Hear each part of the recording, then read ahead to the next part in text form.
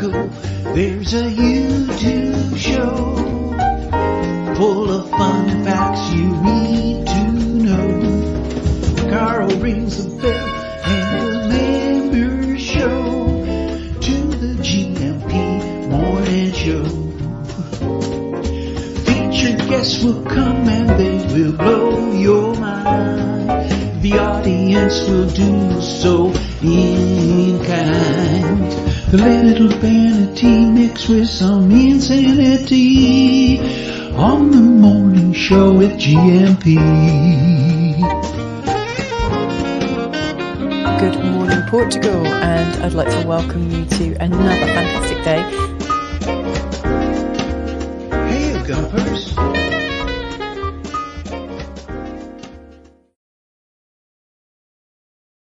Yeah, no moaning. Munson here with the Good Morning Portugal show, live stream and podcast. How are you this morning? A little bit of trouble with my stream today. I noticed T-Duck's having a few technical difficulties this morning as well. But let's see what we can do to get past all of that. I've got my stop moaning meme up, and I started the show with a bit of moaning and negativity. Let's see if we can move on from that. Portugal Sun is here. Paul Richards, a Swede in the Algarve, the Ancient Mariner, Coach Turner, and T-Duck, of course, are in the chat already this morning. Oh, James is in early at 4 minutes past 8 as well, with a Star Trek themed dad joke visual meme, the likes of which is so corny. I mean, that's saying something, isn't it, with visual dad jokes? But I don't even know if I can bring myself to share it. It's like one of those jokes that everybody knows and will groan about. I don't know if I can go there, James. I really don't this morning. Fun guy, mushroom-based dad joke. I don't know. We'll see. So how are you doing this morning? Do let me know in the chat. I honestly don't know if my guest, Bruce Joffe, is joining us this morning or not. Let me just get myself a bit higher on the screen. And I haven't heard back from him. I've sent him all the details to join us. Whether he will or not is another matter. I hope Bruce is well. If anyone else has got him on speed dial, maybe you could give him a call and let him know that I am expecting him here this morning. And if he doesn't join us, we'll have a look through the Portugal Living magazine anyway. That's all queued up and ready to go. The spring issue of Portugal Living magazine with an absolutely packed edition. And we did look at a few of the articles last time. There are many more to look at, and we will today, with or without you, as you two would say, to Bruce Joffe this morning. I hope you can make it, Bruce, because it's always a lot of fun talking with you and trying to get through various technical challenges and talking you through it as technical support, the help desk here at Good Morning Portugal. So I hope you can join us. And what we'll do, if we don't get Bruce, I encourage you to join me on 913-590-303. Let me just turn on the Bluetooth. So after 9 o'clock, do join me on the blower, 913-590-303. Lots of videos and images to share with you this morning. Thank you so much for your continued support of the GMP VIP network over on school.com, which is the platform we're using. That's what, you ever get one or two challenges with that, it would appear this morning, Tito. We'll see what we can do after the show to help you with that. First of their kind, those technical challenges. It's gone without a hitch so far. So I'm really sorry to hear that. Okay, I will show that visual dad joke. Get ready to groan. There you go. From now on, I'm going to call you Mushroom. Why? What? Why? Because you are a fun guy. Quite rightly, the forehead slap there. What's his name? Who's that guy? That particular Captain Kirk, keeping a nice straight face there as he delivers his punchline, and deserves a punch for that, actually. So how are you doing? Let me know in the chat if you will this morning. Oh, it's such a relief to see that Bruce is here. I didn't get confirmation of his arrival this morning, but he is here. So we'll have some fun with Bruce in about 20 minutes time after we've had a look at a few of your videos and pictures. Bruce, if you can send me a preview of the next episode issue, that'd be great as well. And we'll stick up some stills and images from the next one, the summer edition, on the screen as well. Oh, so glad to see you there, my friend. Great, fantastic. All right, James was in at 4 minutes past 8. As I said, bom dia, Gumpers, feliz dias a todos. Como tem passado? Muito bem, obrigado. Lovely day yesterday, got to say, James. I took my mother up to Atelier de Dos, and I was going to start the show with some music from the Alentejo, but I've gone donut direction instead. So here we go. Here are the Atelier de Dos donuts they're not donuts, are they? They are Bolos de Berlin, the famous donut-like confection that was popularized in Portugal during the Second World War. And I think some of the, in neutral Portugal, some of the German visitors to Portugal who were staying at the hotel in Estoril wanted a traditional and familiar cake, to them at least. And it stuck. It was the custard-filled donut, which you are going to see now, which Portugal has made its own as the Bola de Berlim. Check this out. I wonder what's in this box. Atelier de Dos. What's that? A sweet workshop, sweet studio. Okay, let's have a look. Oh my word. Look at that golden goodness. The sunshine on those Bola de Berlin. Each one a different filling, can you believe? Oh, I cannot wait. Bye. Gotta go eat donuts.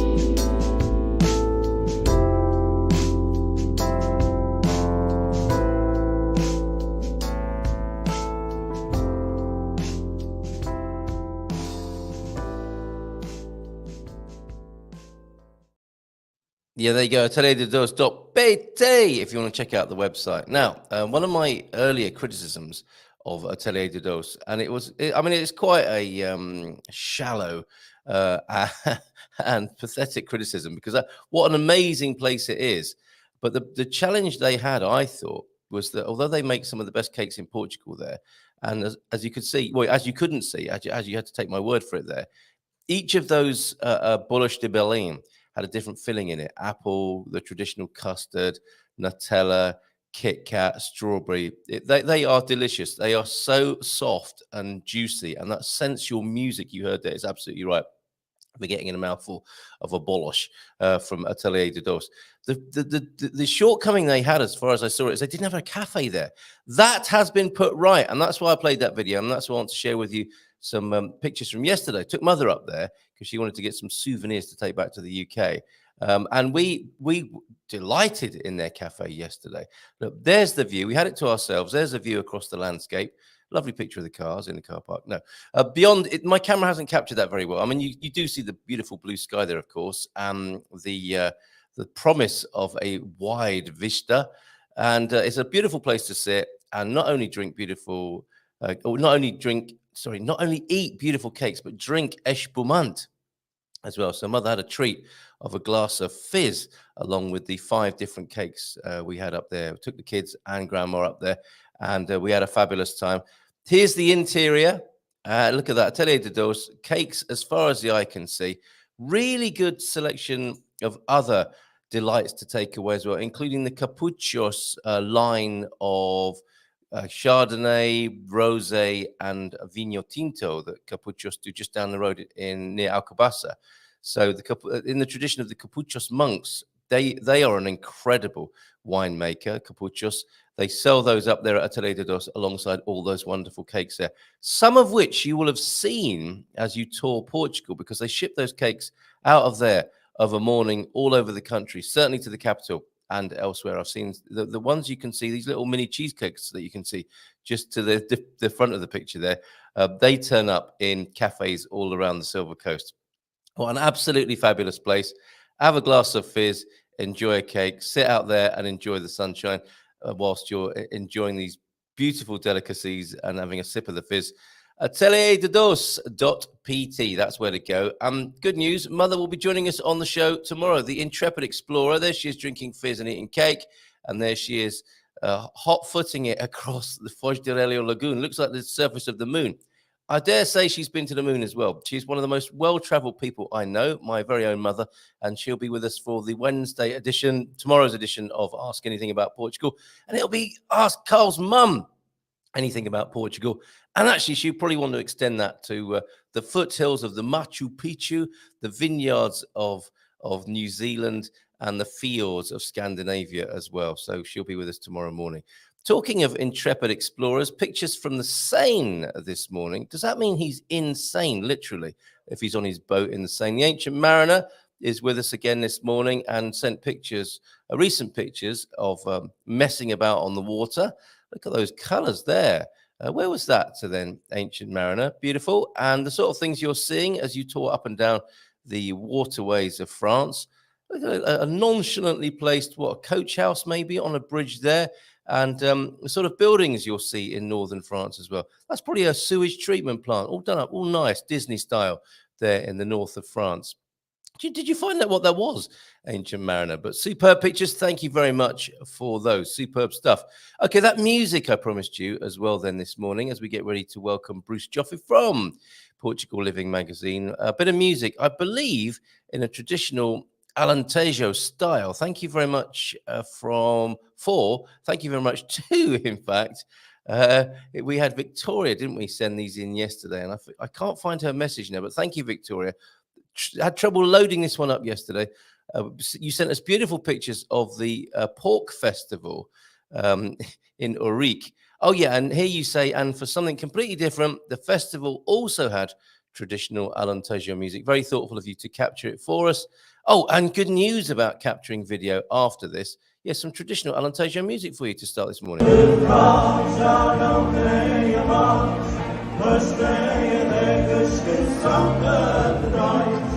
Os seus parentes são os brilhantes, são de beber e chorar mais.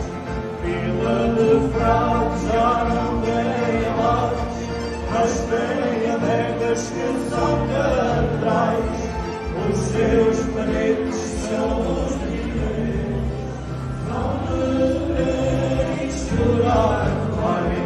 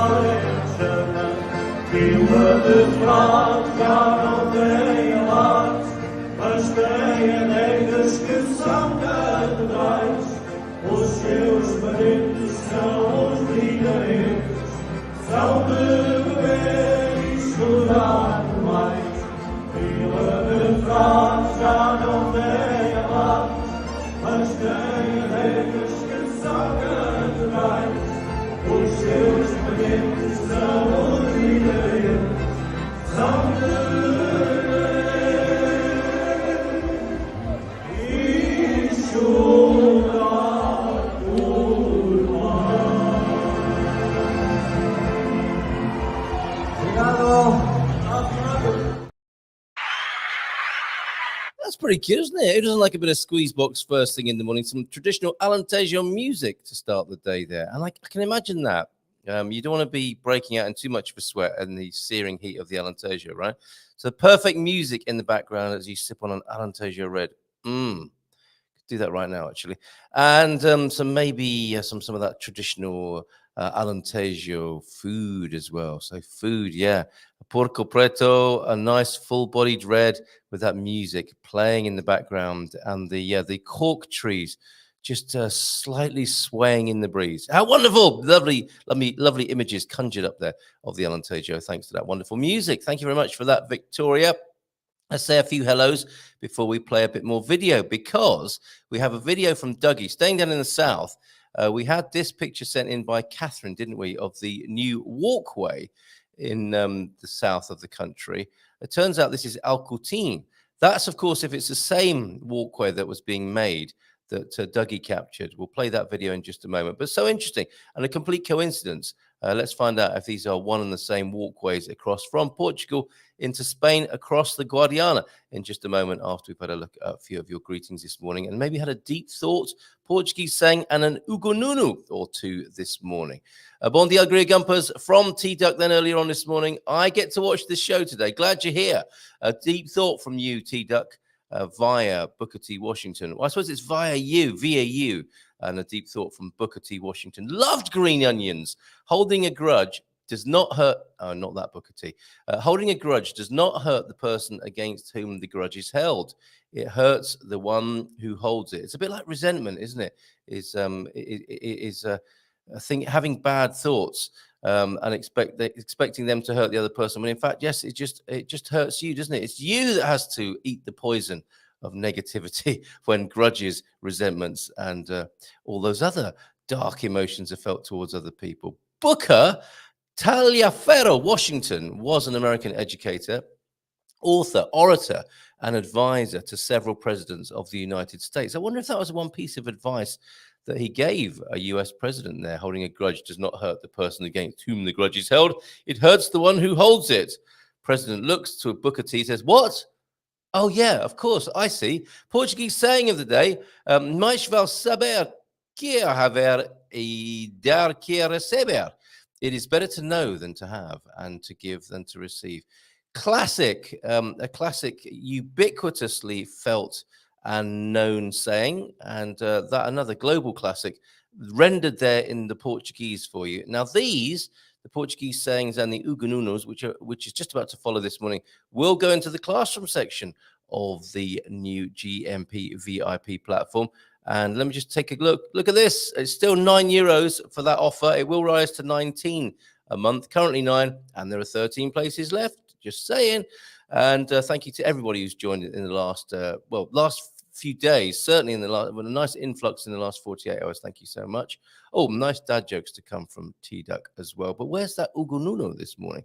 Suddenly all the chat piled in and took me away from where I wanted to read. Okay, here it is. Ugununo this morning then. Antonio Guterres is a former Portuguese prime minister, 95 to 2002. But most non-Portuguese will know him as the 9th Secretary General of the United Nations. According to two polls, one in 2012 and one in 2014, the Portuguese consider Guterres to be the best prime minister of the previous 30 years. The current incumbent is not very popular, as to be said. He has received numerous awards and accolades, such as the Freedom Award and the Gulbenkian International Prize, plus honorary doctorates from numerous universities, including Coimbra, South Carolina, and the Meiji in Japan. That will be going into the classroom section so that you can peruse all of these at your leisure and for future reference over there on the GMP VIP network. Good morning, all from the Ancient Mariner. Lovely pics. Thank you very much this morning for your company and the pictures of the last few days, Ancient Mariner. Where are you now? No good morning, Portugal. Although a nice reference, I think, there to a classic work of British comedy. Hello. I will say this only once. A top of the morning to all you gumpers from Coach Turner. There will be coffee taken this morning after a walk. God squad tip of the day from you, Coach T. Some of my friends enjoy cycling.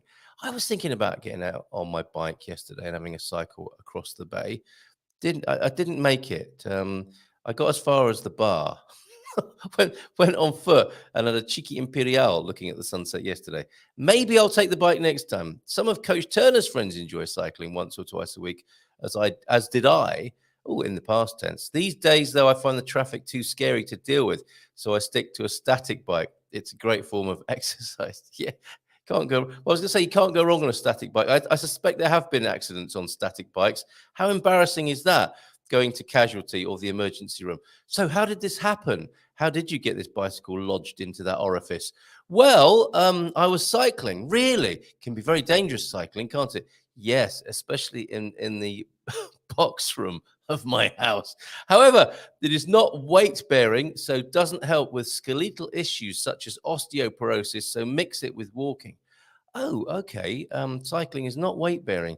Add it to, or augment it with, complement it with walking, running to add that element, and you have a great combo. Nice, great combo from Coach Turner this morning. And we will, of course, be running the Going Old Disgracefully program on the GMP VIP platform as well. Look, Anna's here as well. Bon dia, Andrew, says Anna, the Swede in Portugal. Or morning, said, oh, so it was a good... You've tried several times to wish us a good morning this morning, Ancient Mariner. Good morning, all. Good morning and good morning this morning. Is that Swedish? Or morning for those of you who can type in a straight line. Ah, okay, it was a typo. Paul Richards is in from the Algarve. Greetings from there.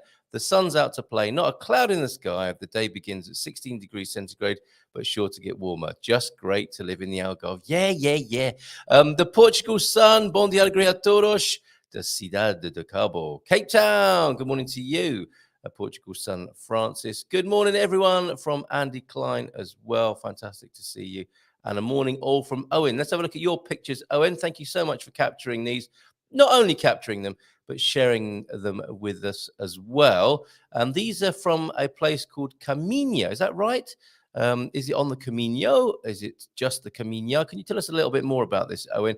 And it looks to me, as I was looking at these wonderful pictures that you captured for us here of the, can we call this the Green Coast? I'm thinking, it's clearly not the Algarve, is it? It's a little bit more rugged and looks a little bit chillier and a bit more rough and ready, but no less beautiful. And there's a shot of some sort of fortification, which was probably used to guard against invaders, including, would the Spanish have come from the coastal directions as well? Who would that be? Who would that be a fortification against, I wonder? The likes of the Ancient Mariner and T-Duck might know the answer to such a question.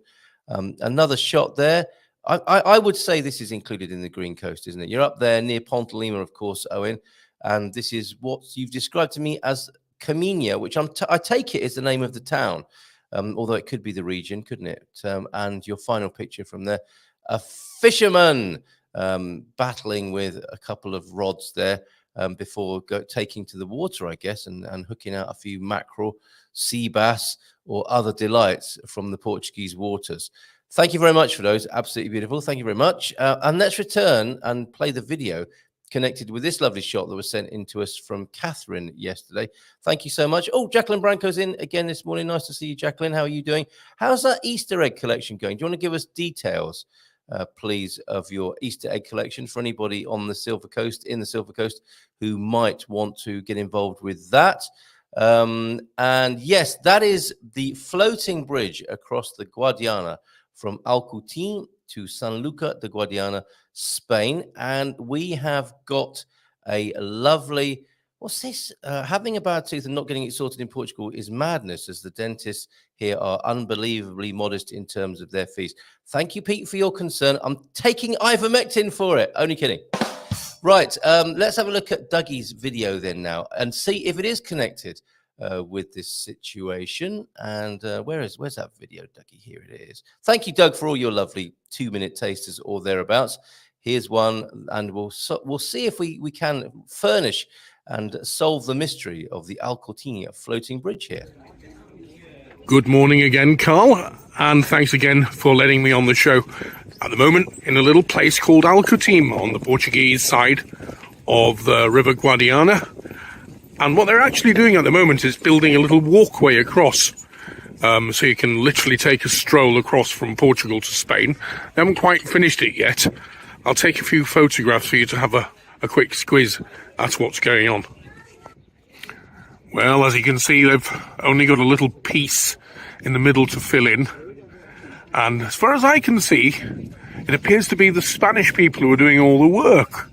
No question there's a few Portuguese lads involved over there as well, but I'll have a little zoom in so we can take a closer look.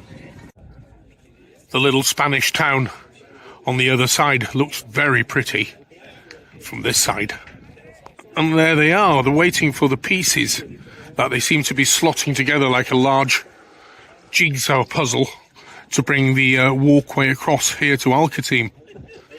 And as far as I am aware, in the town centre itself, they've got a whole lot going on in terms of markets and artisan traders of various types, all hoping to catch a little piece of the action. Whenever you come over to Alcutin, there's always a lot of debris floating down the River Guadiana. I take it there's forest and all manner of countryside between here and where it seems to be picking it up. And there you have all the rubbish there. Hopefully not the remains of the Kon-Tiki, otherwise we'll see Tor Heyerdahl having a little swim. And there's a view of the River Guadiana, meandering its way down towards Villarreal. So, as we take another little glance at the river meandering its way down towards the sea over there, we wish the people of Alcoteam boas festas.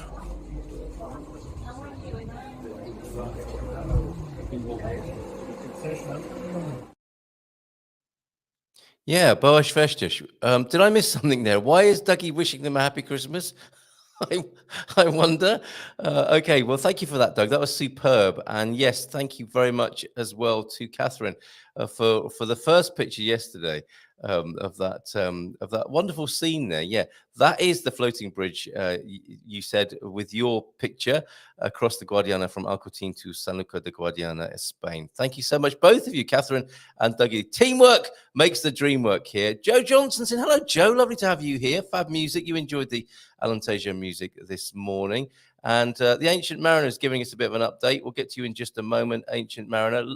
It's really wonderful keeping in touch with you as you make your way around northern France. Thank you very much for all the messages and pictures. Those Boula de Berlin, Bouloche de Berlin fillings are a recent trend in the last 10 years or so, as there are only two options, no filling or egg cream filling. Yeah, and Atelier de Dos have taken it, haven't they, Antonio, to another level. Am I right in saying that they are shipped to the capital as well? I don't know. I've not tasted a better one here in Portugal than the ones that come from Atelier de Dos. I took my parents there, says Bairandi. They love the Bouloche, but as you say, it was missing a cafe area. That's all been sorted out now, Andy. And we have a word about the Easter egg collection from Jacqueline Branco. Anybody in the Obidos Caldas, welcome to the Milkshake Friday Easter egg collection in the entrance of Obidos. What a great place to go. Do your bit, buy an Easter egg. I think that's for local children here in this area of the Silver Coast. So yeah, do your bit whilst visiting the wonderful medieval town village of Obidos. A great meetup for everyone, says Jacqueline, at the snack bar au Portão da Vila. Everyone welcome. What a lovely thing to do. Wonderful stuff. Thank you very much there, Jacqueline.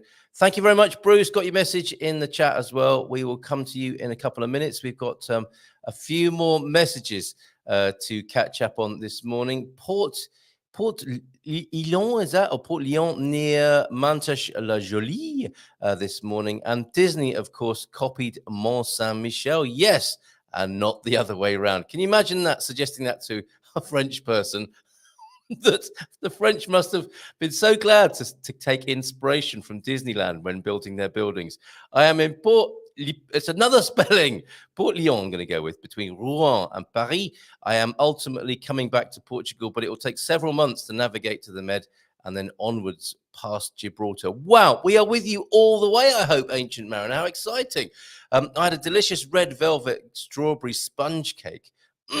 With whipped cream topping with half a strawberry at O Gato Pasteleria y Restaurant yesterday. That will be in Porto, I think, as well, won't it? Thank you for that update. That's not going to be helping some people here who are hungry this morning. Tabitha's here. Good morning to you, Tabitha. I'm enjoying my correspondence with you. How's the cephalus? Sio de Quinta also here this morning. Is that you, Siobhan? I think it is, isn't it? And Tabitha. With not a dad joke, but a light bulb joke. We do like a light bulb joke here. How many surrealists does it take to screw in a light bulb? A fish. Thank you very much for that.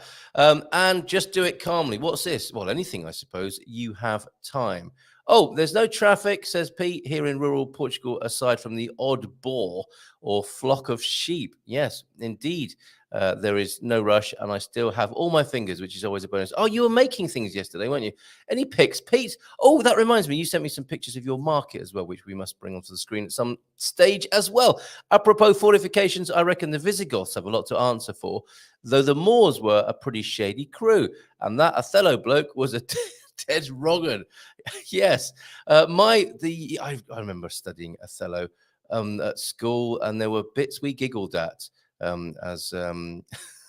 Yeah, pubescent schoolboys. My father-in-law puts aguardent on a cloth and puts it on his tooth. I don't have a toothache, folks. Thank you very much, but thank you for those tips.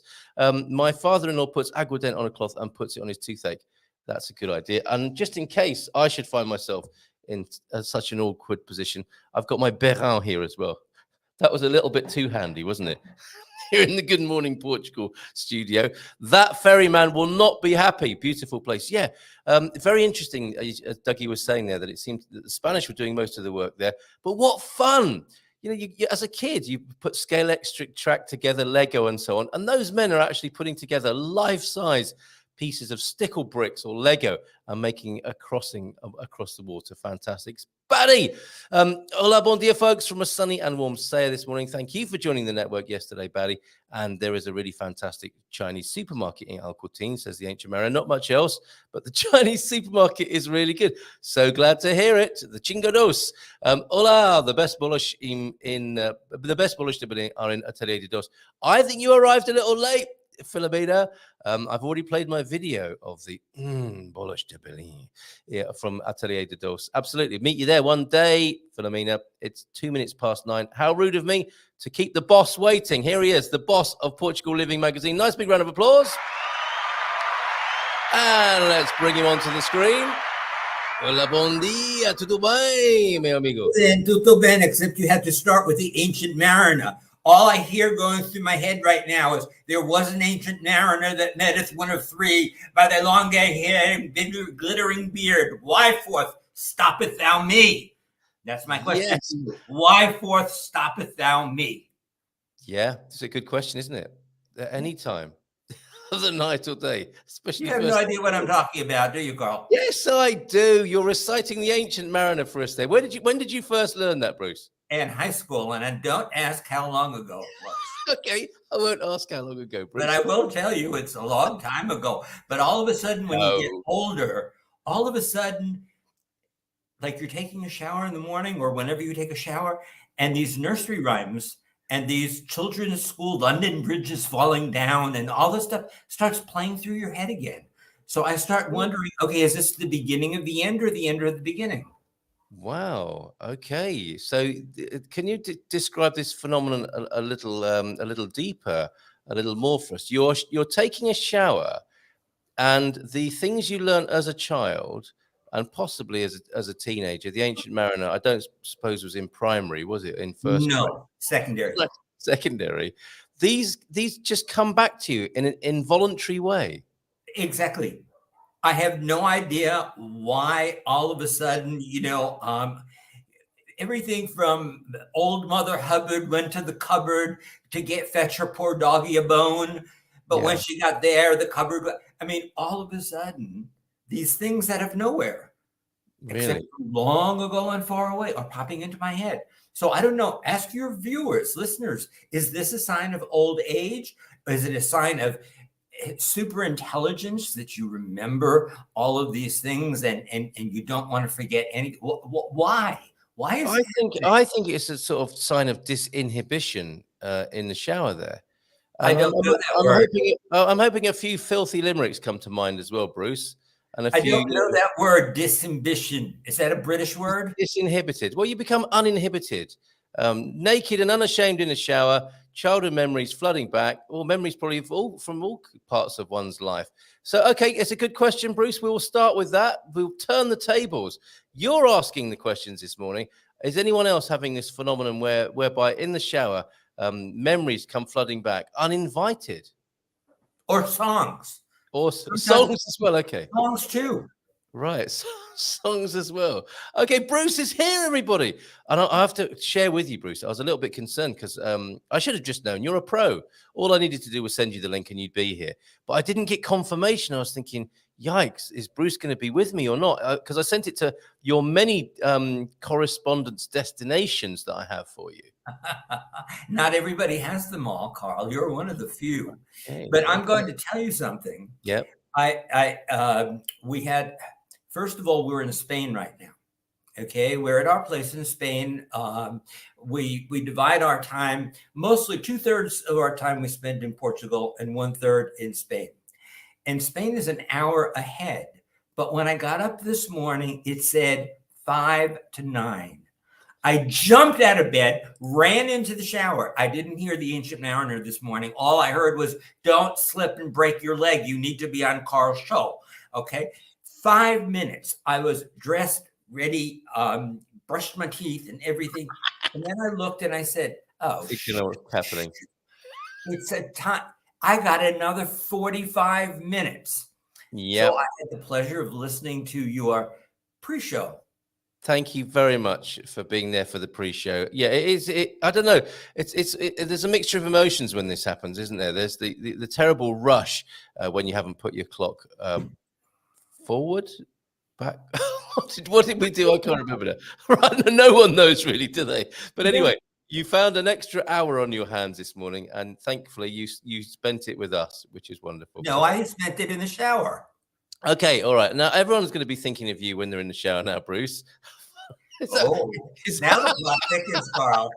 Now we can go back to those. We'll skip the childhood songs and riddles, and we'll go to the little older ones. Okay. Easy. Okay. It's okay, Bruce. Says the ancient mariner. This is why you've been triggered in that way. I have no idea why I'm here either. None of us do really. We just found ourselves here, haven't we? Mingling of a morning, thinking of Bruce in the shower. I have no idea why I'm here either, to be honest. Not looking to stop anyone, just hoping to join in the banter. Yeah, he's in France. I mean, he has been in Portugal, but he's in France at the moment. But we are plotting his journey around North. It's fantastic, isn't it? And my mother will be on the show tomorrow talking of her international travels and especially her love of Portugal as well on Ask Anything About Portugal Wednesday. This barely beats Portuguese TV. Should we are we being damned by faint praise? Let's talk about that. Okay, let's talk about Portuguese TV. Can we do that? Let's do it, of course. I would like to know if any of your viewers or how many of your viewers have ever watched Aqui Portugal. It's on. It used to be on Saturdays. Then it's on Saturdays and Sundays. Now it's switched just to Sundays. But it's one of these things that, like, the women usually have men backup dancers. So the woman who's singing has men backup dancers doing all these seductive, sultry things. And the men have women very scantily clad. Okay. And I often wondered, is there a school that they go to learn how to do all those moves? You know, the background dancer, how do they learn to do that stuff? It does seem to be a little bit of a tradition that's alive and well here in Portugal, doesn't it? Are you asking for a friend, or is that something you want to enroll on it? What's behind your question here? I can't. All I would like to do is hear the singers and not watch the background rabble. They are a little bit distracting, aren't they, from time to time with their some of them are, especially, you know, we used to have an expression that said, just because you can get into it doesn't mean you ought to wear it. Now, talking of which, Men's Fashion Week continues here on the Good Morning Portugal show, Bruce. You wouldn't want me. I so would. Right.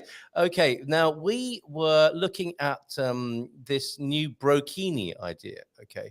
And did you just spit your coffee, Bruce? Down my throat, yes. Sorry, bad timing there. I do beg your pardon. Do you need to wipe, or is everything okay? I need to wipe. All right. Okay, ready? I should have warned you. Okay, here we go. Look again, Ken. Now, this is what every self-respecting DIY guy and just men generally may wish to wear this summer. It's called the brokini, and we've been featuring it here. And other images have come through. And I would like your view on these. What do you think of that get-up? That's quite a basket. Okay, just because you can fit into it doesn't mean you should fit into it, as you just said, I think. That's right. Okay. And then taking a historic, our friend John. I like that. I like that. It's like one of those, who cares? This is the Victoria. Yeah. Oh, thank you, Mrs. M here with the coffee. Thank you so much. The hand. Now, there we are in one of the wonderful rooms of the Victoria and Albert Museum where John is touring at the moment. And I think we could take some fashion inspiration there from a historical perspective. I quite like that look. I have seen talk on social media, but what's the big deal? Men wearing skirts, get over yourselves. Biblical times, Romans, etc., etc. That is a really nicely worn skirt with quite a angular but impressive belt there. What I'm not too keen on with that look is carrying around the severed head of your enemies. I would like to see you wear that, Carl, and have you take your enemies down there. Okay. Yeah, so there you go. Some more inspiration on the continuing Men's Fashion Week here on Good Morning Portugal. Glad you enjoyed it. Oh, I certainly hope you did. Okay, so we've been talking about Portuguese TV. Very good, of course, Bruce, if you want to learn the language. And also the thing about programs such as Aqui Portugal and Somos Portugal is that they tour. I mean, what a fantastic gig that is to have. If you're on the production crew of those programs, you're going to a different town every weekend, aren't you? Or every week, trying the food, trying the drink, hanging out with the locals. It's a fantastic little TV And gig. trying to understand this Portuguese that they talk, because they all talk different Portuguese. You're right. Would you care to add to that? Because some people watching will think, hold on a minute, they're touring Portugal. They must all be talking the same language. It's not the case, is it? No, different dialects, different ways of pronunciation, things, you know, and I get into my next door neighbor, we call her La Reina de Rua, the queen of our street. Okay? Yeah, every street should have one, right? Every street needs one. You absolutely do. God bless her. I love her to pieces. But what was the question? The different dialects. How it is. Yes. Okay. So, okay, we are spending, you know, half of our time in Portugal in Castelo Branco. And then we go down to the Alentejo, near Badajoz, and the border of Spain. And the way they pronounce things are totally different. And she'll pronounce something and she'll correct me, because Portuguese are very helpful and they want you to pronounce things correctly. Correctly is their way. Yeah. Okay. Yes. And you will find that in different areas, there's slight differences, you know. It gets really crazy up north by Galicia, you know, where, you know, it's more, not even Portuñol. Portuñol, you know, we have all over here. But up in Galicia, you know, where the people, and the same thing we have over here in Badajoz. On the Spanish side, they call it Badajoz. On the Portuguese side, it's Badajoz. Yep. They're talking about the same thing. And the Spaniards in Badajoz, okay, speak Portuguese, but they do say Badajoz instead of Badajoz. And their Portuguese is kind of strange, but they have to, because most of their customers crossing the border from Portugal into Badajoz, Spain. And vice versa, the other way. A lot of people come from Spain and go into Portugal to work, which I don't understand, because there's no work here in Portugal anyway. But, you know, what can I say? Well, James makes the point, every country has its regional dialects. Why wouldn't Portugal? We've not got a beef with that, have we? You know, of course there are different dialects, but you make some interesting points there, Bruce. One of which is the right way to say it is how that person telling you is saying it often. We don't. I don't think we get a sense of like the Queen's English, do we? Or an official form of Portuguese. They are all different, and it's not a big problem, but what I find interesting about it is there's not an acknowledgement of it, and that's why I was so fascinated when you said that. I'm not sure there is an acknowledgement of the diversity of accents around Portugal. And you know, it does vary, and people sometimes, even Portuguese, it gives us a little bit of comfort, doesn't it? Because sometimes Portuguese people can't even understand each other. What I have a hard time understanding, let's, you know, turn about being fair play, is the Portuguese are amazing when it comes to studying English. Okay, now, you know, from the very first grades of school, they have to study English. It's not considered a foreign language. When they get to middle school, they can take Spanish, Italian, French, you know, Greek, whatever. That's a foreign language. English is not considered a foreign language. But so many people, many more people, especially of the younger, you know, the ones who have been through school in the past 20 years, let's put it that way. They speak a very good English, but it always I find it very curious that they are learning their English from British people, okay? Or they've told me, oh, I lived in London for 4 years, or I worked. Well, why don't you have a British accent then? Why are your accents all American? And I think a lot of Americans learn, a lot of English is learned through American films, isn't it? That's it. films, American films, because of the fact that we don't subtitle here. Okay, that's one thing. And the other thing is the TV. They watch a lot of American TV. Yeah. So And that was the answer. some of those idioms and colloquialisms that come in from America, like "what the heck," "what the," or "wait," those sorts of things, or "so," and that's why, of course, so many people say Porto as well. Let's wait for the pushback on that from James this morning. I think Philomena is stuck in Frankfurt, possibly. Sorry to hear of your difficulties with the German air traffic strike, possibly to blame for that, Philomena. Sorry to hear about that, Philomena. I hope you're being looked after well, as does Pete here, who's concerned about you. We've got an unexpected item in the bagging area, Bruce. We are being joined, talking of men's fashion as we were, this man allegedly has been spotted, how could we say it, going organic in the forests of central Portugal. And he is here with a message this morning, fully clothed, we're glad to say. Garvo, everybody. Hello, Pete. How are you doing? Hope you can hear me. We're doing well. Hold on. Let me just wait for the applause to subside. You wanted to be on the show this morning. You bring peace from the Portuguese countryside with you, Garvo. I can hear it. Oh, God, yes. God, yes. I mean, first top drawer piece here. I'm having a moment, so I thought I'd share it with you. Yeah. I'm in my one of my secret little hideaways. I'm actually sat on my little stone throne, which is totally natural. Looking, I don't really can see because the sun's against it,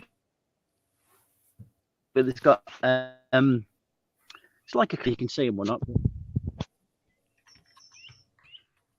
We're loving that bird song, aren't we, Bruce?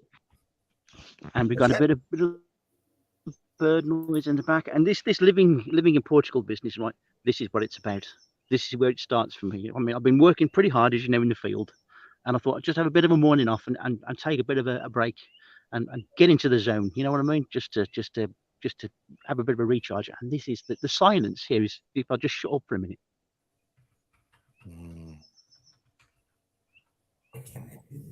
It's beautiful. Little bird here and there.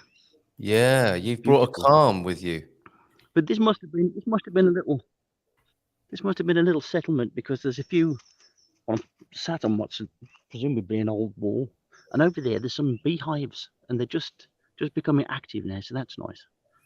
So here I am with my black oaks in the middle of nowhere, just soaking it all up, enjoying that life in Portugal, and it's free, and it's good. Palpable peace. Loving this. Do you gentlemen know each other? I don't think No. I don't. It's a pleasure.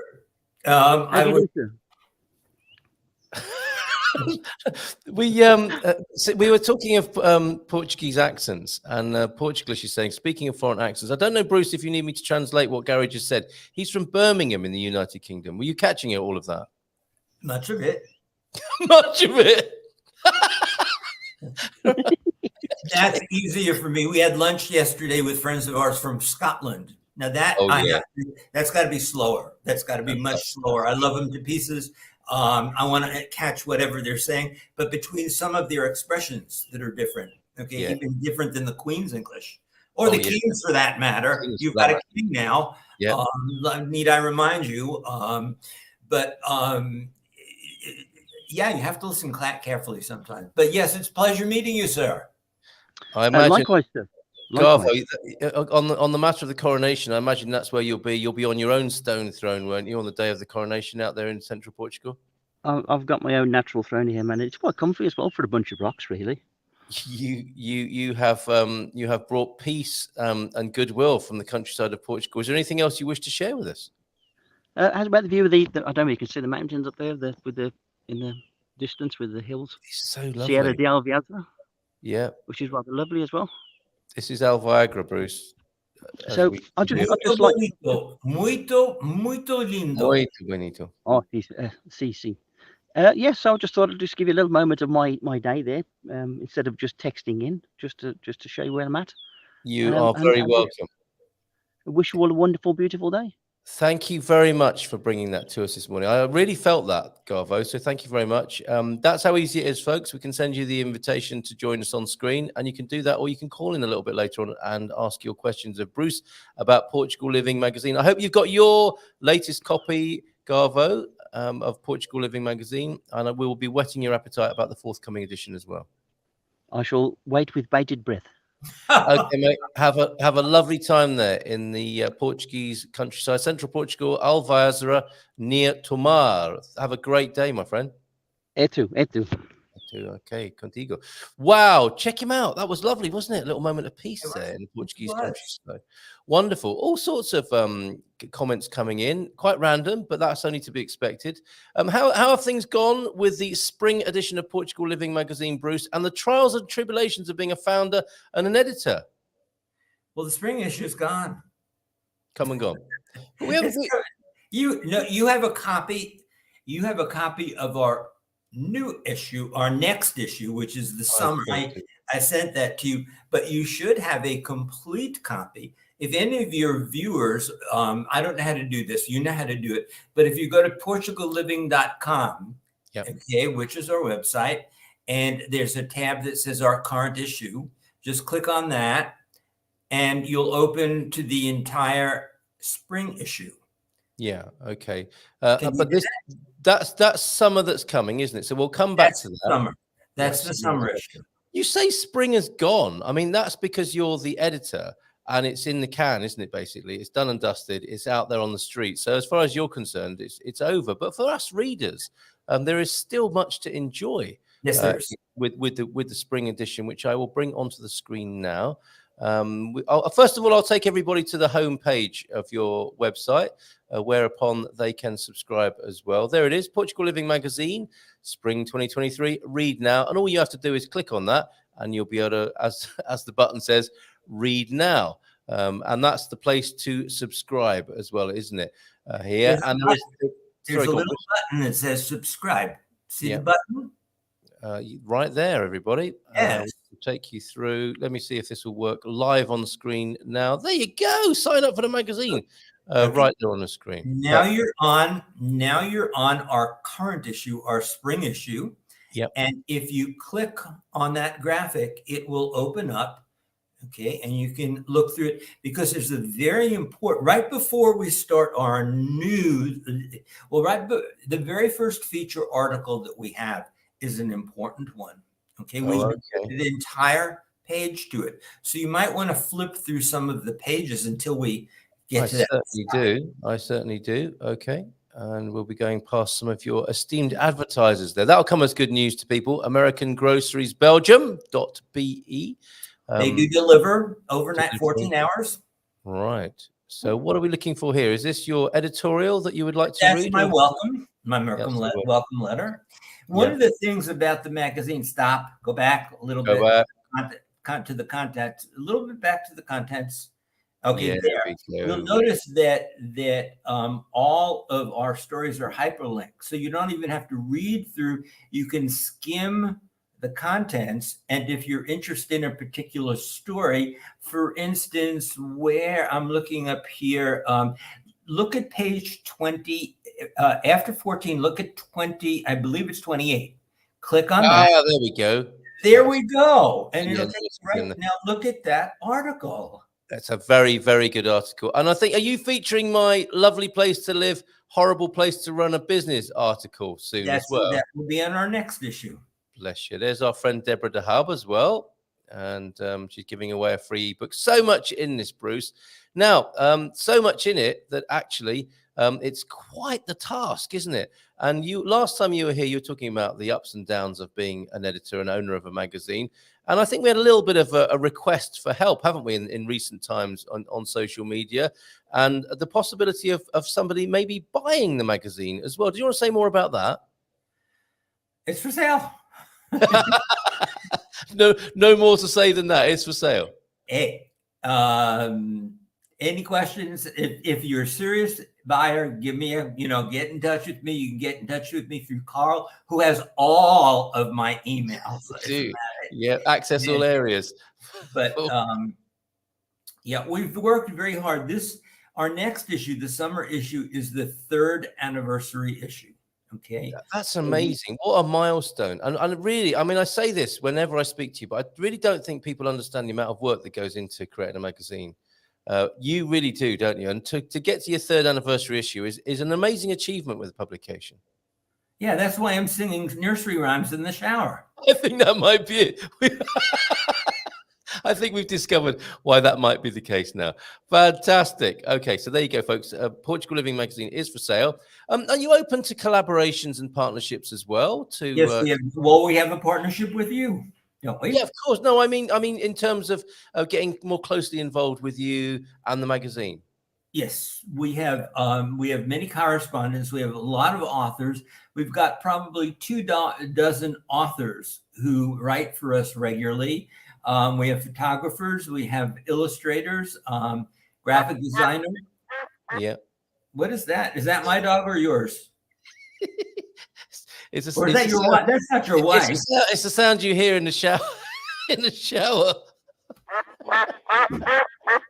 There's just a few. It's just ducks. It's just a few ducks. Nothing to worry about there. Okay. James has read every issue and really enjoys them. So come on. Thank you, James.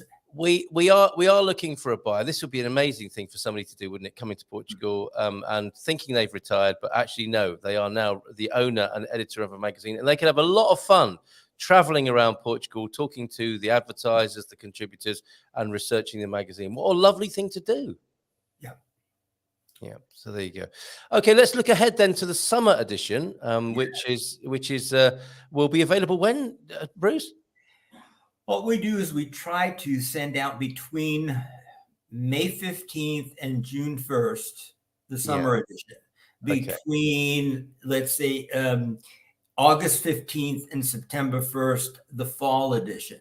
Yeah. Okay. So, and now maybe that's an American thing. That's a good thing to ask your audience.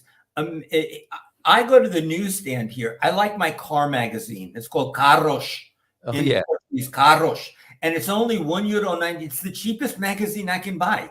Okay. But it's all about new cars and old cars and all of that. But they don't have the January issue until January 1st. Okay. Or January 2nd, because January 1st is a holiday. But in the United States, generally, magazines are mailed out and on the newsstand a week to even a month in advance. Yeah, right. That's what I'm used to. Yeah. Well, then you've answered your question about why I'm sending it out early. No, I'm asking you when you're sending it out, not why you're sending it out early. So when can we expect? When can we expect? I didn't get a chance to get the soap out of the ears because I thought I was so late. We have had some. Blame it on daylight saving time. We do have some soap in the shower questions, I think, or comments coming up. So this is the summer issue 23, issue number 9, Portugal in the movies. Yes. Let me just talk through a few of these wonderful subjects that you've covered this time.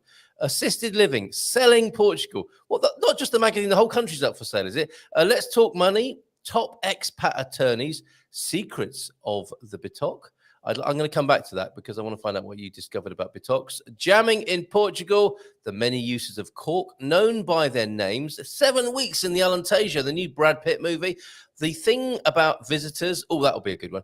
Dreamhouse Nightmare. Freedom makes you dance. We're only halfway through, folks. The wildest part of Portugal. Oh, and I think maybe Garvo was close to there this morning with his live report.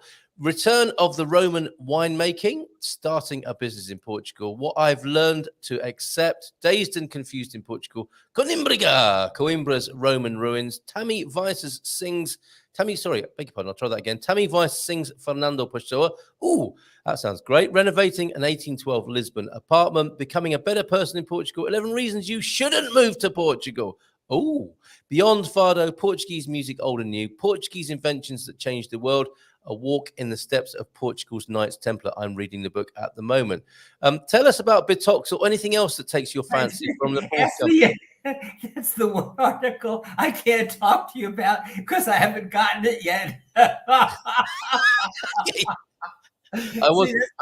one of the joys of being a publisher. You keep on getting your writers. Hey, the deadline was a month ago. Deadline. This flipping Bitoque. We won't name and shame them now, but this Bitoque piece. Where is it? It's coming. It's coming. It's right. Okay. And it's very good. It will be excellent. I guarantee you. So what else is stand out for you then? Okay. What else is stand out for me? Not from me, but for your guests and your audience. Quite Start right. at the beginning. Assisted living. Yes. Many of us outside the country, okay, before we move here at least, we take assisted living for granted. What happens when you get older? What happens if you come here with a spouse and, then you don't have the spouse? Who takes care of you? Quite. How do you get taken care of? What does the government offer? What are the options? Okay, if you need help, what if you can? Okay, you're a little bit more lucid than I am in the mind department, but you have problems getting around. You have you're physically challenged, I believe is the politically correct way of saying. What options are there in Portugal for you? And that's what the assisted living article is about. Very good, because it's not that one came in already, and I edited it. Yeah, I mean, it's not something we like to think about necessarily, but thank you for grasping that nettle. It is something that needs to be discussed, of course. So well done on that. What other highlights have we got? I mean, there is the starting a business in Portugal, of course. The dream house nightmare. People love that stuff, don't they? Is this about a renovation project that went wrong? It's a personal story, yes, and it's just unbelievable what this person went through. Yes.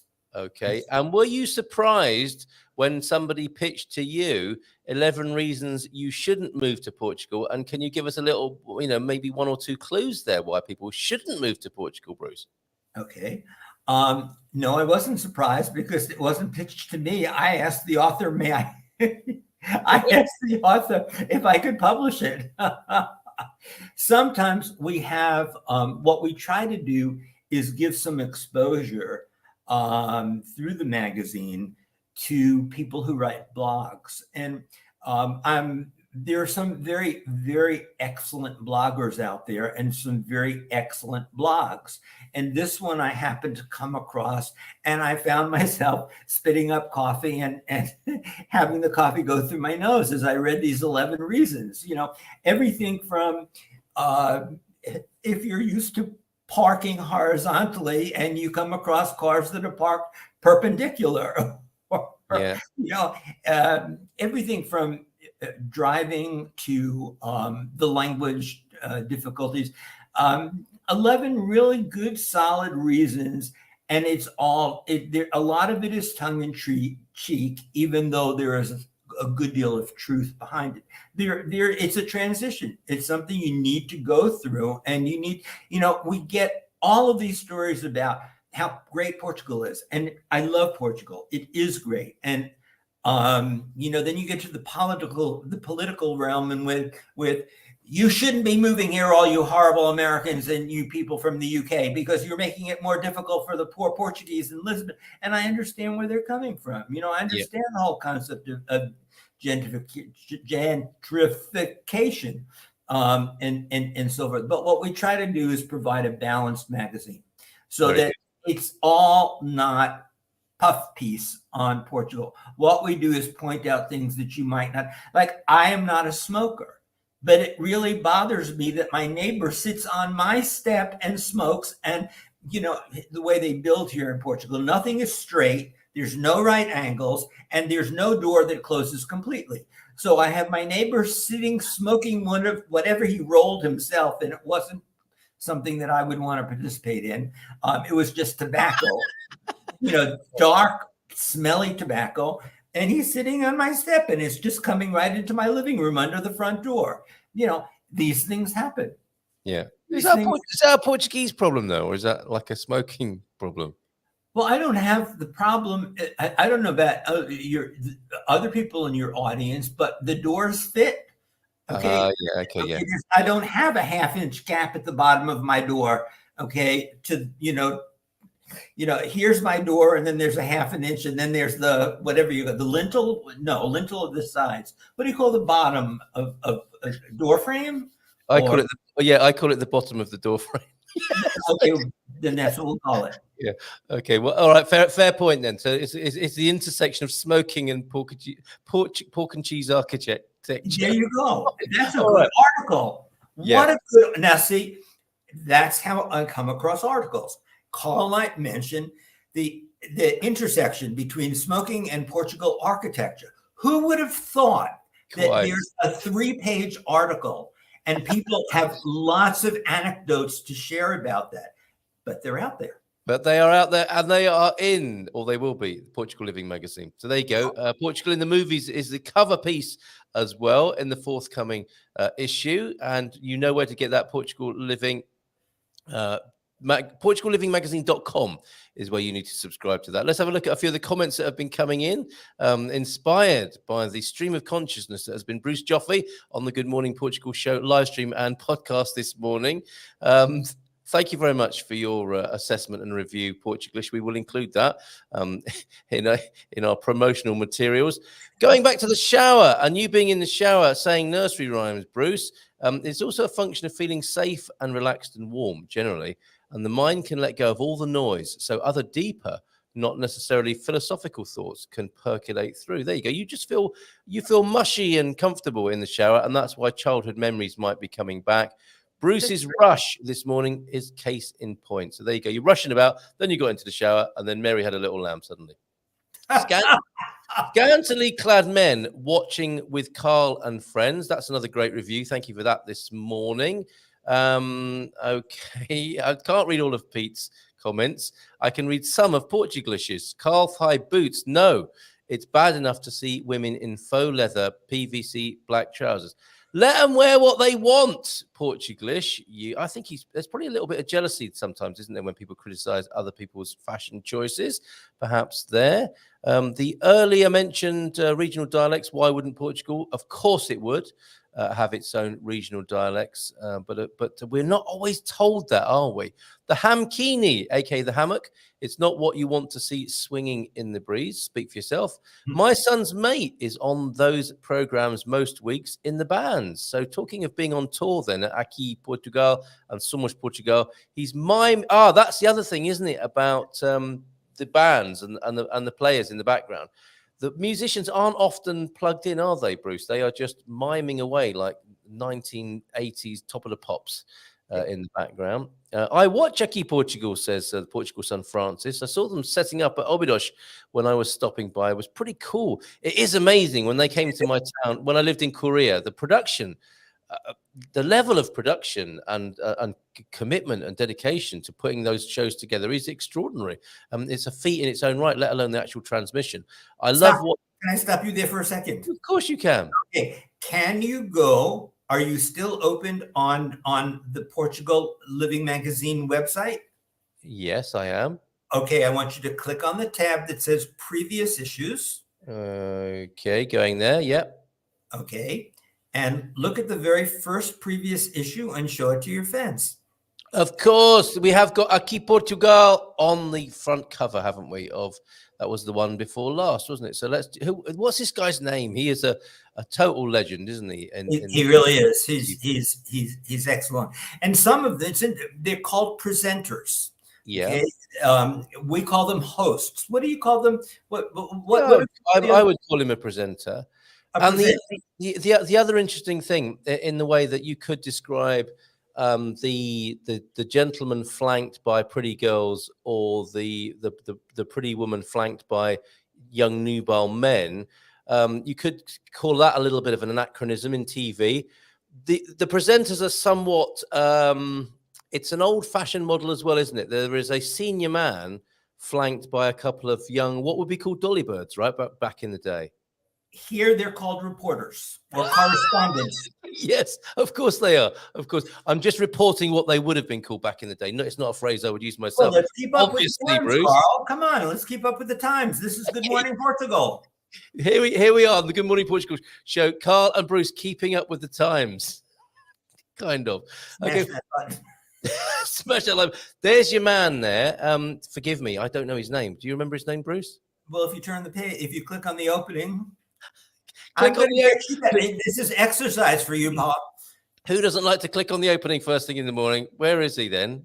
Okay, so go back. Go back. All right. Okay, look through the where is he on the centerfold? Is he on the centerfold? Mind where you put that staple.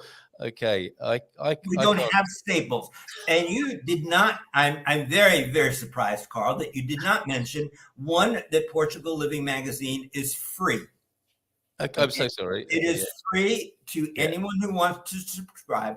Number two, it is digital in format so that you get it in a PDF file on your computer by email, or it is all for those people who prefer the feel of pages, getting back to those childhood feelings, turning pages and all of that.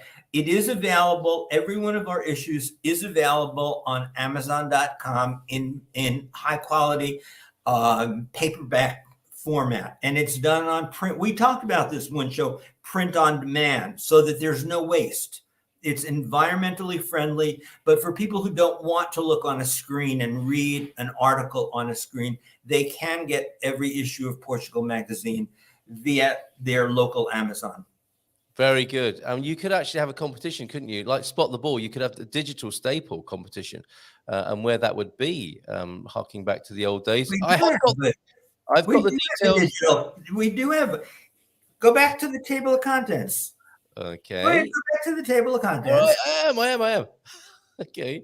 Right. Okay. Next page. Yes. All right. Now I want you to see where it says caption contest 99. Oh, excellent. Yeah. Let's go there. Okay. Okay. That was a picture, and we asked our readers caption it. I love your caption. 25, and the winner got 25 euros. Not bad at all. You got hundreds of entries to that one, but the winning one is right on the top. As soon as you're ready. What? It says as soon as you're ready. Oh, those are all the runners up. I see. Okay. I can't see where the winning title is. Fighting Portugal. Go back up. It's right there in bold-faced type. Oh, fight! Here is the winner and best runners up. The winner is for that fighting Portuguese bureaucracy. However, it's a nice play on words because it's bureaucracy, isn't it? That's Portuguese right. for ass or donkey. Burro. Very good. Excellent stuff. Oh, wrong jingle. It's going well this morning. Fantastic. Okay, where were we? Digital staples, caption competitions. There you have it on the screen. Let's go back to a few more of the comments here this morning. And I've also put the name of that presenter. Of course, I found out his name is Helder Reis.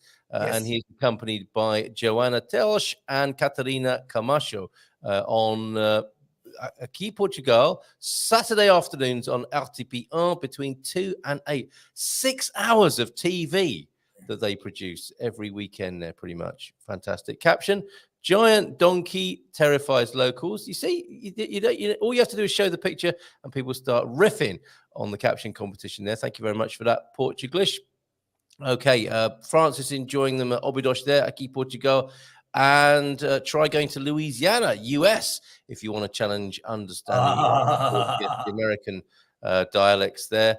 I didn't realize that swearing was an accent until I went to Porto. They do like a bit of their Portuguese effing and jeffing up there, don't they? The only constant between areas of Portugal are the dancers behind the singers.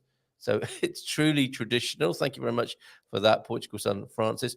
Try understanding Mirandês or Açorian, says Portuguese. Yes, deep Portuguese accents there. English is not a foreign language in Portugal. Oh, you've been challenged by Philomena. No, it is not considered a foreign language. It is considered the second language of Portugal. Is that right? Okay, let's see what Philomena has to say about that. Oh, Americans, but no, there's no need for that. We have Pete talking to Philomena. English is a foreign language in Glasgow, let alone Portugal. Now, everybody. And yes, Philomena is stuck in Frankfurt, and the next available flight is tomorrow afternoon. That's rough, isn't it? I think Philomena has possibly been stuck in Germany for what? 3 days now? Have you ever had an enforced layover of that kind whilst traveling, Bruce? Well-traveled chap that you are. I was supposed to be picking somebody up at the airport here in Sevilla, Spain, coming from France, but all of France is shut down. There is a general strike. No taxis, no buses, no trains, no airlines. You very much like Germany. You cannot. France is at a total halt right now. Wow. Okay. Oh, I was going to say, why aren't we hearing about this on the news?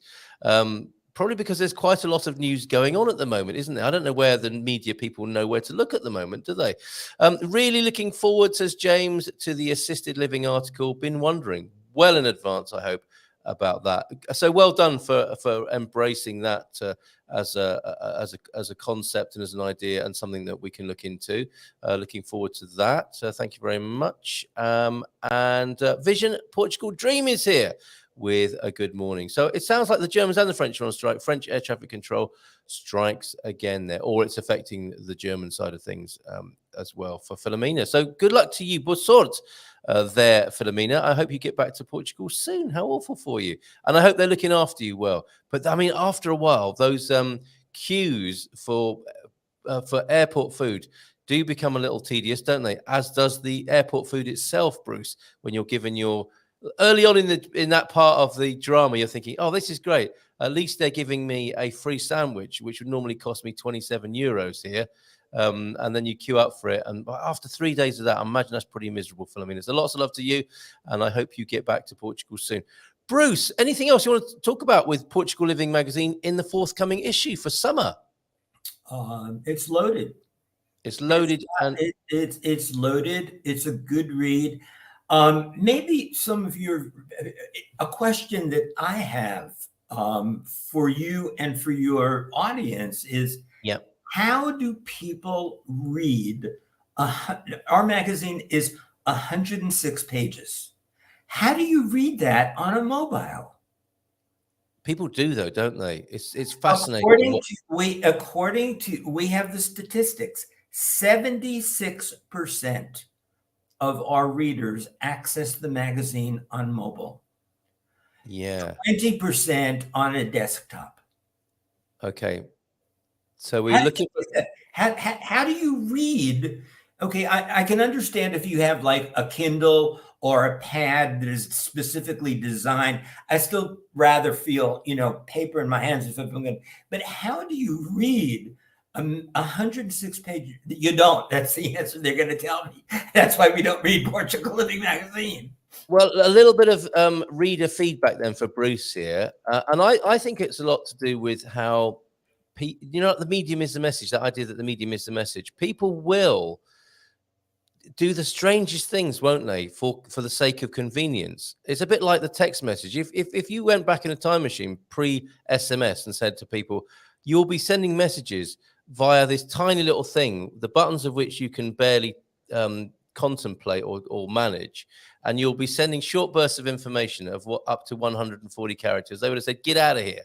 But it's what everybody started doing, isn't it? And it's informed Twitter. And I think the medium is the message. We are prisoners of the technology, or certainly, if not prisoners, then hugely influenced by what we have in our hands and at our convenience, literally at our convenience. And that shapes the way we communicate with each other. So I suspect, Bruce, a lot of this is to do with that's what people have in their hands. That's the way they can read the magazine. And so that is the way they do read the magazine. And I suspect, with no disrespect to you and the magazine, it is possibly an activity of being in certain places at certain times, including the lavatory, where you'll have your mobile with you and you'll peruse on the phone. And phones are bigger now, aren't they? Of course, the screens are much bigger. So I think people can just about make it out, and they can blow it up and they can read the bits that they want to. I guess you can also turn it around, the direction of your phone. So instead of looking at it vertically, you're looking at it in a landscape perspective. I don't know. It's just something that I was curious about. So thank you for that input, Carl. I've learned something today. About me and my habits. Okay, if you want to call in, we're going to spark up Europe's biggest phone in now, 00351 913 590 if you'd like to talk to the editor of Portugal Living magazine. I want to talk to you, Bruce, about something you mentioned earlier on, which is you spend some of your time in Portugal, some of your time in Spain. What's that like and why? Because I love both countries.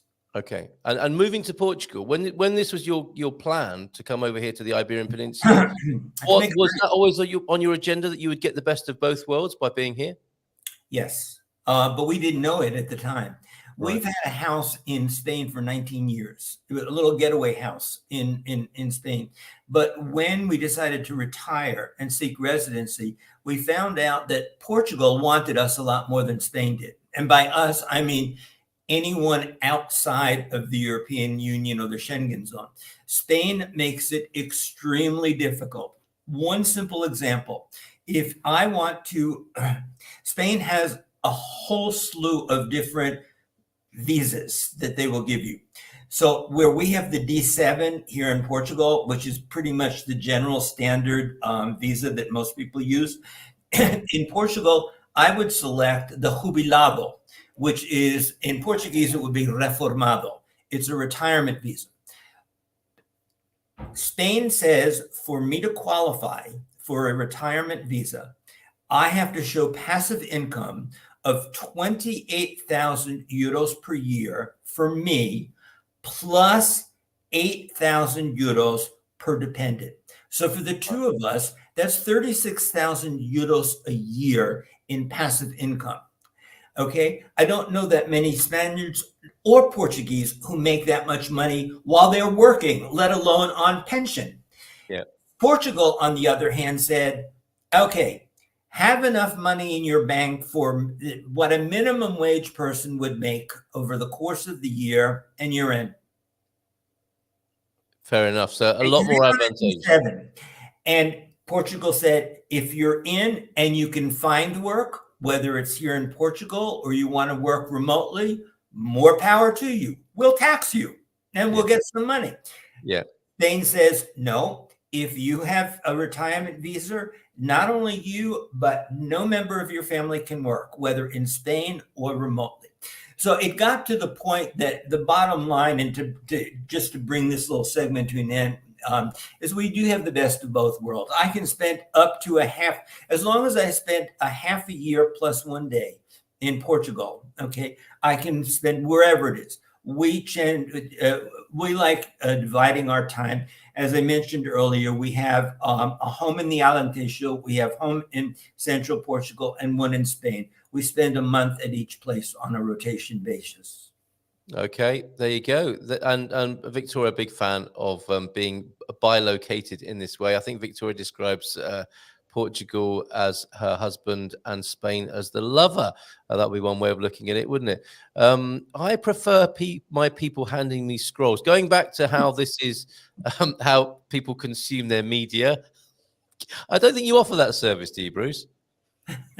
You don't have to think of how hard it is with word processing. I mean, some people thought they were pretty retro using vinyl again. This would be another level, wouldn't it?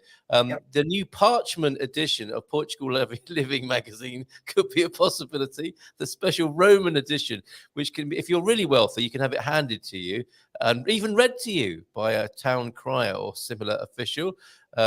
Totally understandable. That is, of course, how Portuguese rolls as an English gentleman. And PEW, I'm not sure what that is, but they've studied it, this consumption of news, and your inquiry about how people, or you're surprised about the amount of people who look at it on their mobiles. News of all kinds is consumed primarily on phones today. Look at this, Bruce, 80% of the audience overall. So there you go. I mean, it's just the trend. I would guess the phone would be horizontal and enlarged for one column to fit across and then scrolled. And people get very adept at this, don't they? Something that if you suggested to somebody, this is how you're going to read your news, they would say to you, no.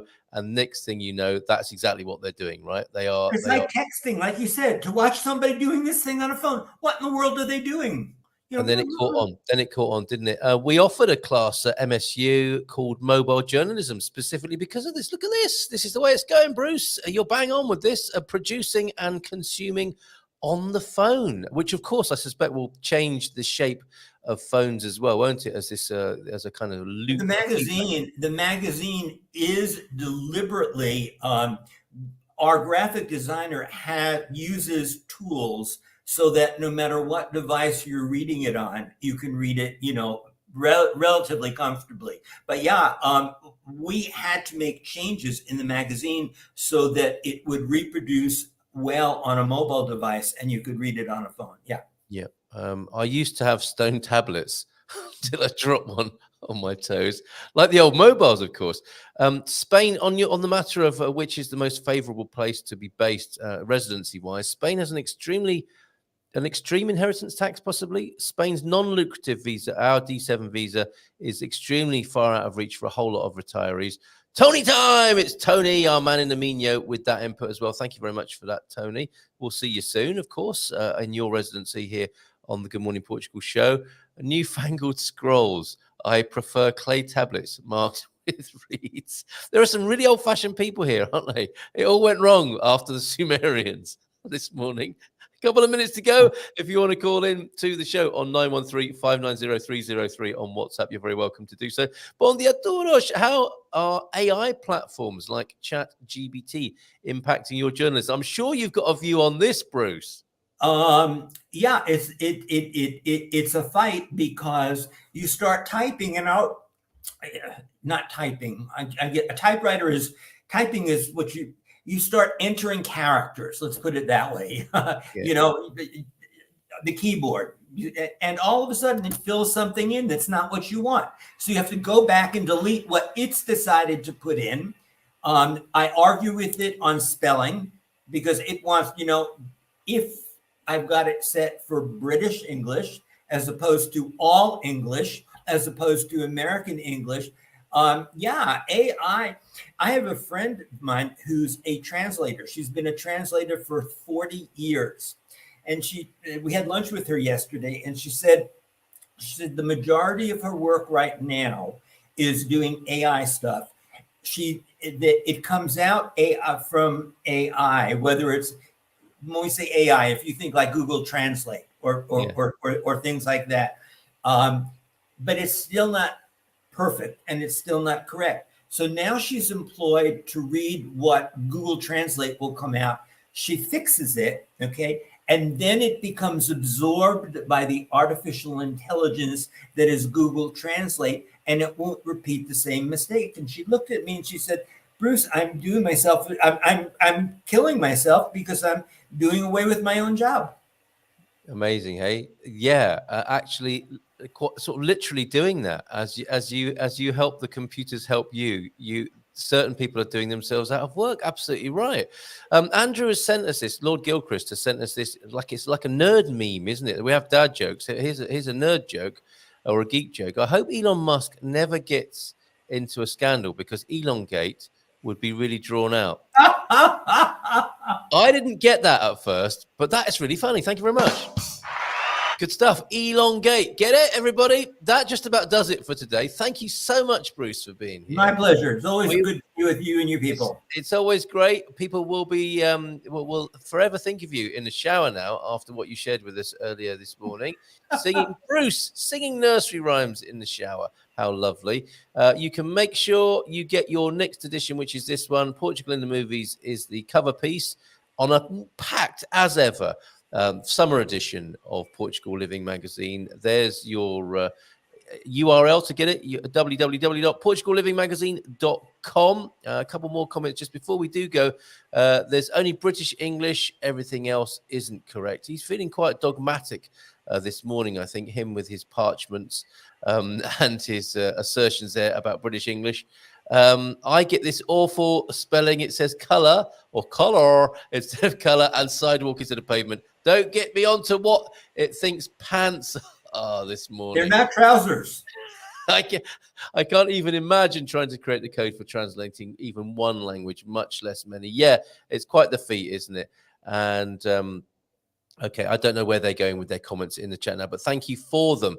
Everybody this morning, including Portuguese Pete, James, everybody who's been here this morning, thank you so much for your company and for your contributions this morning. We'll see you next month, Bruce, for another fun chat. It's been a delight, as always. It's been a lot of fun. Take care. Love to Russ and the animals and the dogs, and we'll see you soon, mate.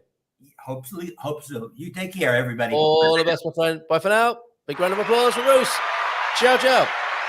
Okay, and there it is. There's the next issue there. Tonight, our output will be, we're talking to the architect fellow again. He's fantastic. It's Daniel Fahani from Crad Studios. We're talking to him on the Hello America, This is Portugal show from 9 o'clock this evening, and it's the Portugal Club thereafter. Tomorrow, that intrepid global traveler, my mother, will be with us. There she is making her way across the Alpidosh Lagoon.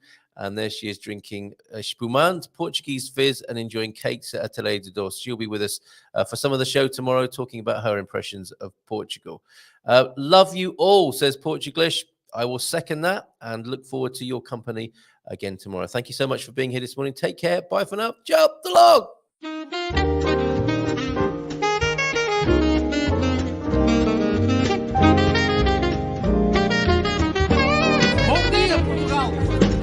In Portugal, there's a YouTube show full of fun facts you need to know. Carl rings the bell and the members show to the GMP morning show.